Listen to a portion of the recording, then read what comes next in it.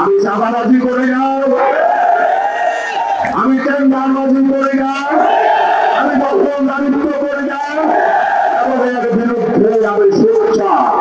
আমি রাজনীতি করি এইগুলি থেকে শুধু কুমিল্লা নয়, সারা বাংলাদেশকে আগামী প্রজন্মের কাছে একটা মুক্ত সুন্দর বাংলাদেশ উপহার দেওয়ার জন্য আমি রাজনীতি করি।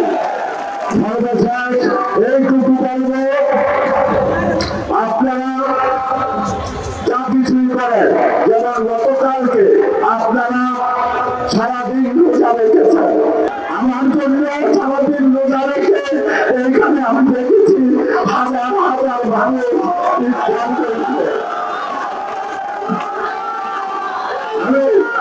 আমি আপনাদের কাছে কৃতজ্ঞতা শেষ করার, আমি কি বলে কৃতজ্ঞতা শেষ করবো?